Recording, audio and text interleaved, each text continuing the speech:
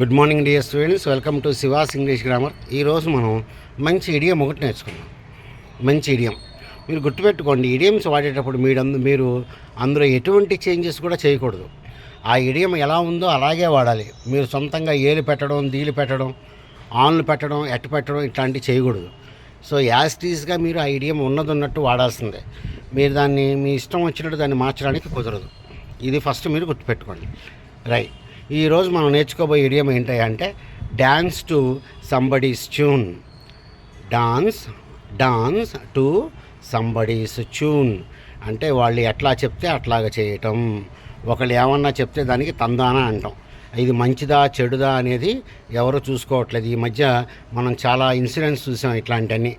వాళ్ళు ఏం చెప్తే చేసేస్తున్నారు కళ్ళు మూసుకొని. అందులో మంచి ఏంటి చెడు ఏంటి అనేది చూసుకోవట్లేదు. Right. So dance to somebody tune అంటే లిజన్ టు సంబడీ కంప్లీట్లీ. వాళ్ళు ఏం do whatever they say. వాళ్ళు ఏం చెప్పినా సరే ఇది చేసేస్తాడనమాట. దాన్ని మనం ఏమంటాం అంటే ఇంగ్లీష్లో డాన్స్ టు సంబడీస్ ట్యూన్ అని చెప్పి అంటాం. ట్యూన్స్ అని కూడా అనకూడదు. డాన్స్ టు సంబడీస్ ట్యూన్ అని చెప్పి అనాలి. డాన్స్ టు సంబడీస్ ట్యూన్స్ అనేది లేదు మనకి ఇడియంలో. అది ఒకటి బాగా గుర్తుపెట్టుకోండి మీరు. Right. Being in a very very important position, the officials should not dance to the political leaders tune. Should not dance to the political leaders tune. అది వాళ్ళు చాలా ఇంపార్టెంట్ పొజిషన్లో ఉన్నారు కాబట్టి వాళ్ళు పొలిటికల్ లీడర్స్ చెప్పినట్టు వీళ్ళు ఏం చేయకూడదు.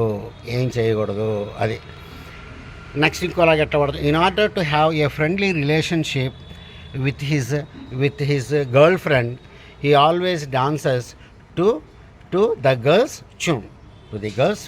కాబట్టి ఆవిడతో ఎప్పుడు కూడా చాలా ఆవిడ చెప్పినట్టు వింటాడు అనమాట. ఎందుకు వచ్చిన గొడవలు అని చెప్పి.